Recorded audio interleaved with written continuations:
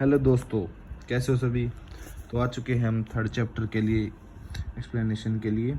So ready हो जाओ, तो स्टार्ट करने जा रहे हैं हम। स्टार्ट करेंगे दी स्टोरी ऑफ हड़प्पा से, कि हड़प्पा सिविलाइजेशन कैसे स्टार्ट हुई और कैसे उसका अंत हो गया।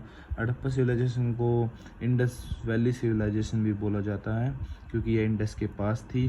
और हड़प्पा सिविलाइजेशन इसलिए बोला जाता है कि जो फर्स्ट सिटी जो मिली थी हमें, वो हड़प्पा सिटी थी, तो इसलिए इसको हड़प्पा सिविलाइजेशन भी बोला जाता है। तो चलिए चलते हैं।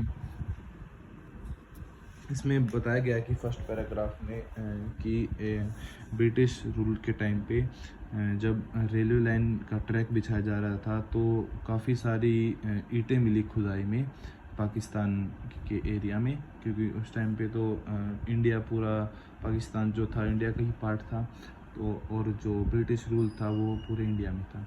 तो बताया गया है कि ऑफिसर को जो ईंटें मिली, उसने सोचा कि अच्छी बात है, ईंटें मिल गई तो रेलवे लाइन में काम आ जाएंगी। तो उन्होंने बिना कुछ खोजे और ये पता किए कि ईंट क्यों निकली है, कोई तो चक्कर हुआ कि ईंट यहाँ पे आई है, तो उन्होंने कुछ ऐसा कुछ खोज नहीं की, ना कुछ ध्यान दिया, और जो जो ब्रिक्स थी उन्हें रेलवे लाइन में यूज़ कर दिया। लेकिन बहुत सारी जो ब्रिक्स थी जो बाद में ढूंढने पर मिली, उन पे हमें सील मिली है। सील वो है, वो हम आगे चैप्टर में पढ़ेंगे कि कौन सी सील मिली है, लेकिन आप ये ध्यान रखना कि उनमें सील मिली है, बस इतना ध्यान रखें। सो चलिए, और ये बताया गया कि ये जो इंसिडेंट हैपन हुआ था, ये हुआ था 80 साल पहले। और इसमें ना भी हम जनरल का नाम ढूंढेंगे ना कुछ करेंगे, लेकिन आप याद रखना 80 साल पहले ये हादसा हुआ था कि रेलवे लाइन बिछाते समय हमें एविडेंस मिली थी। लेकिन जब बाद में आर्कियोलॉजिस्ट ने, हिस्टोरियंस ने खोजा और उन्हें पता लगा कि ये जो सिटी है वो यहाँ पे 4700 साल पुरानी है, तो फिर ये जब पता लगा ब्रिटिश को, तो उन्हें अच्छा नहीं लगा, क्योंकि वह अपनी सिविलाइजेशन को सबसे पुराना मानते थे। वो ये मानते, ये वह ही है बोलते थे कि इंडिया को हमने सिविलाइज़ किया है। तो उन्हें इसलिए वो यह नहीं चाहते थे कि इंडिया की जो सिविलाइजेशन है वो निकल के आए, इसके प्रूफ और आए। तो उन्होंने कोशिश बहुत की, लेकिन फिर भी सच को कौन छुपा सकता है। तो चलिए डिस्कस करेंगे what were this special about this cities. तो इसमें हम डिस्कस करेंगे कि इंडस वैली जो सिविलाइजेशन है उनमें जो सिटीज़ मिली हैं उनमें क्या क्या स्पेशल है जो और सिविलाइजेशन में नहीं था, या फिर ऐसा क्या था कि जिससे जिसको हमें पढ़ना चाहिए, जो क्वेश्चन में पूछा जाएगा। तो चलिए चलते हैं कि आर्कियोलॉजिस्ट ने डिस्क्राइब किया कि जो यहाँ की सिटीज़ थी ना, वो बेसिकली 2 पार्ट्स में डिवाइड थी। एक सिटी को छोड़ के वो स्पेशल केस है, लेकिन ज़्यादातर जो सिटीज़ थी वो 2 पार्ट में डिवाइड थी। एक जो सिटिडल और एक जो लोअर पार्ट था। तो जो सिटिडल पार्ट था वो वेस्ट डायरेक्शन में था और वो छोटा था, और जो ईस्ट डायरेक्शन में था वो लोअर पार्ट था, लेकिन वो बड़ा था काफ़ी।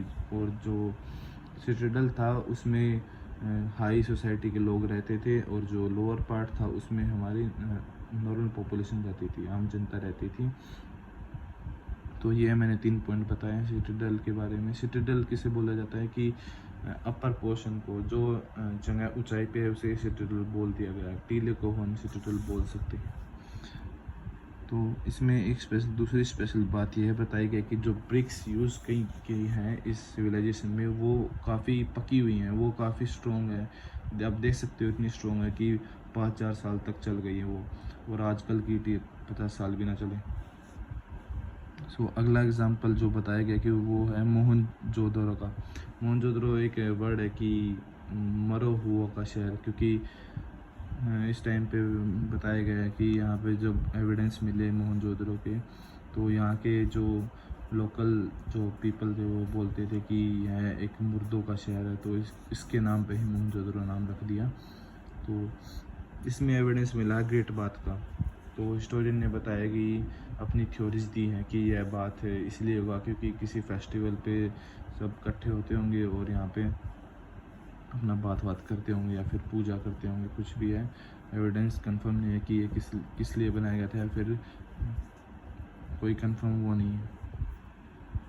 तो जो बाकी जो सिटी मिली है कालीबंगन एंड लोथर्स यहाँ पे मिले हैं फायर अल्टार्स, हवन कुंड मिले हैं।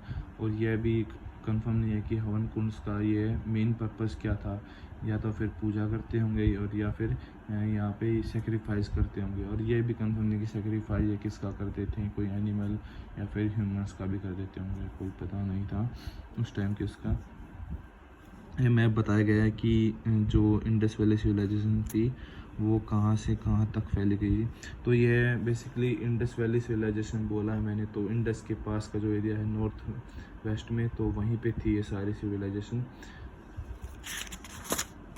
चलिए नेक्स्ट पेज पे। तीन जो हाउस, ड्रेन एंड स्ट्रीट, जो तीन जो बातें हैं जो और सिविलाइजेशन से अलग करती है इंडस वैली सिविलाइजेशन को, वो है यहाँ के जो घर बनाने के तरीके, जो यहाँ के ड्रेनेज पैटर्न था और जो स्ट्रीट थी।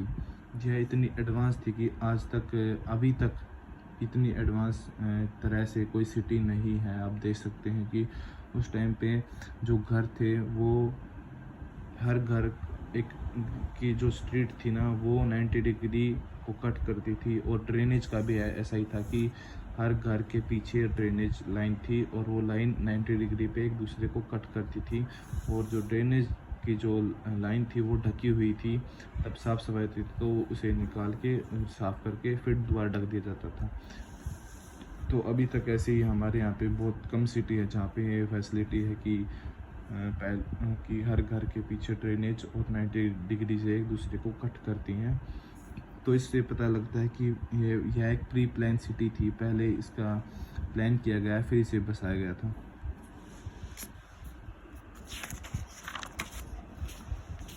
तो चलिए अब डिस्कस करते हैं कि क्राफ्ट्स यहाँ पे क्या क्या थे। तो काफ़ी सारे एविडेंस मिले हैं ऑर्नामेंट्स के, टूल्स के और बीड्स के, कि वो लोग क्या पहनते थे, किस चीज़ का ट्रेड करते थे और क्या कुछ था। तो बताया मैंने कि बार्टर सिस्टम होता था उस टाइम पे, कोई कॉइन या करेंसी नहीं थी। तो स्टोन वेट्स बताया गया कि किस किस स्टोन से वो वेट मेजर करते थे। और जो स्टोन मेजर था वो था स्क्वायर टाइप में था कि 1 किलो का है तो नेक्स्ट जो वेट होगा वो 2 किलो का, और उससे नेक्स्ट होगा वो 4 किलो, उससे नेक्स्ट जो होगा 16 kg का। तो ये मैंने बता दिया कि और सील्स जो थी यहाँ पे सील्स जो प्रोवाइड की जाती थी वो एक तरह से ट्रेड का सिंबल थी कि मैं इस चीज़ का ट्रेड करता हूँ तो मेरे पास ये सील है। तो जो सील्स थी वो थी रेक्टेंगुलर टाइप की सील थी, याद करिए रखिएगा क्योंकि एग्ज़ाम में पूछा गया कि हड़प्पा सिविलाइजेशन में किस शेप की सील पाई गई हमें, तो रेक्टेंगुलर टाइप की सील थी। एविडेंस मिले हैं कॉटन के मेहरगढ़ में 7000 साल पहले। आपको टाइम याद नहीं रखना लेकिन याद रखना है कि कॉटन का एविडेंस कहाँ मिला था, तो मेहरगढ़ में एविडेंस मिले थे। आर्कियोलॉजिस्ट को मिला स्पिंडल एंड वॉल्स, जो एक 2 सुई सी होती है उनमें कॉटन का वो करके धागा बना जाता है, तो हमें वो एविडेंस मिले हैं।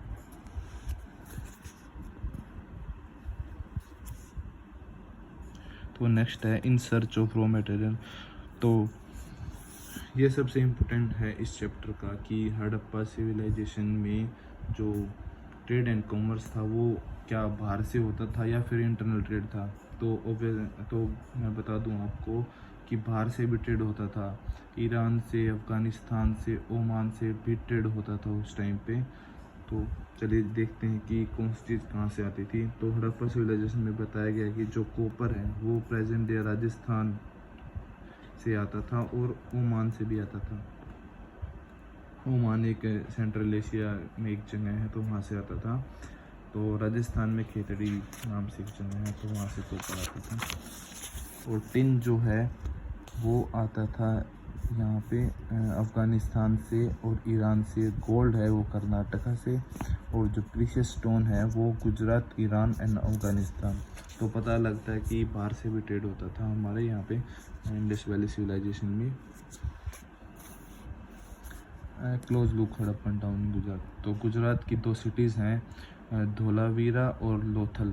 तो इनमें हमें एविडेंस मिले हैं काफ़ी सारे ट्रेड एंड कॉमर्स के, और कुछ और बातें भी हैं। धोलावीरा के बारे में बताया गया है कि यह खादिर बेल्ट में है, रन ऑफ कच्छ में। और धोलावीरा तो मैंने बताया था नहीं कि एक सिटी हमें ऐसे मिली है जो 2 में नहीं 3 पार्ट्स में डिवाइडेड है। तो धोलावीरा एक ऐसी सिटी है जो 3 पार्ट्स में डिवाइडेड थी और हर पार्ट को घेरा गया था दीवारों से, ताकि कोई बाहर का इन्विजन हो तो हमें टाइम मिल जाए हम तैयार करने के लिए इसीलिए फोर्टिफाइड रहती थी। और लोथल जो है, जो साबरमती रिवर के पास है गुजरात में, उसमें हमें एविडेंस मिले हैं स्टोर हाउस के, ग्रेनरी के हमें एविडेंस मिले हैं। तो मैंने बताया कि उस टाइम पे बार्टर सिस्टम था, तो ग्रेनरी ही उस टाइम का बैंक थी, समझ रहे हो। ग्रेनरी है तो हमारे पास वेल्थ है। ग्रेनरी में हम क्या रखेंगे, ग्रेन्स रखेंगे या फिर जो हमें एक्सचेंज में करना, जो सामान हमें ट्रेड एंड कॉमर्स में यूज़ करना वही रखेंगे। तो ग्रेनरी उस टाइम का बैंक थी।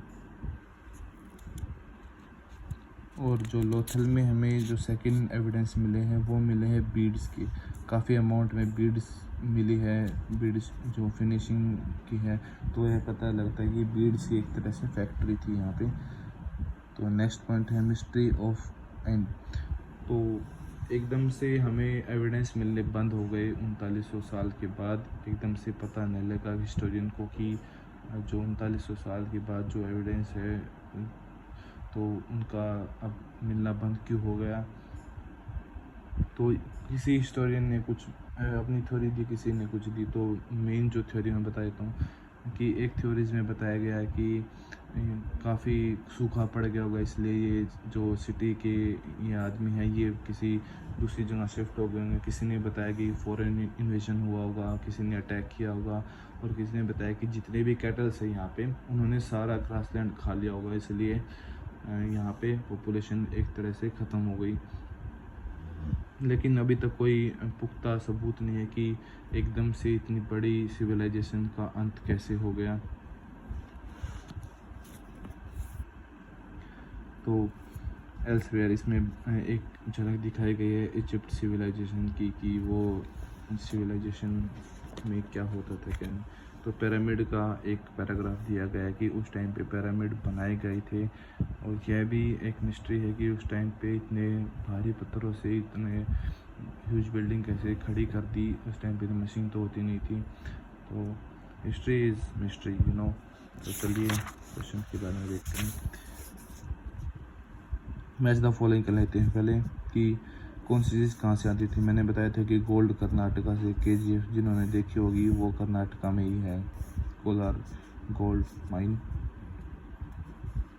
और जो टिन है गोल्ड कर्नाटका से, प्रीशियस स्टोन गुजरात से, और जो हमारा टिन है अफ़गानिस्तान से, और कॉपर राजस्थान खेतरी से। और जो क्वेश्चन है वो बिल्कुल आसान है कि आर्कोलॉजिस्ट को कपड़े का सबूत कैसे आप कैसे कह सकते कि वहाँ पे कपड़ा यूज होता था। तो मैंने बताया कि स्पिंडल का हमें एविडेंस मिला है, ये स्पिंडल वॉल्स का। तो टेराकोटा की एविडेंस है, तो उससे वो थ्रेड बनाते थे। तो ये एविडेंस है कि इससे हमें पता लगता है कि क्लोथ्स वहाँ पे होते थे। तो सेकंड क्वेश्चन ये है कि why were metal writing and wheel and the plough important. तो यह इम्पोर्टेंट क्यों थी, तो मैं बता दूँ। राइटिंग इसलिए इम्पोर्टेंट थी कि ट्रेड एंड कॉमर्स होता था, सील्स पे हमें लिखना होता था कि ये इस चीज़, ये बंदा इस चीज़ का ट्रेड करता है, इसलिए राइटिंग इम्पोर्टेंट थी। मेटल्स हार्ड सब्सटेंस है, हंट करने में या फिर प्लॉग में काम आता था। जो प्लॉग था वो दो जो चीज़ों से बनता था,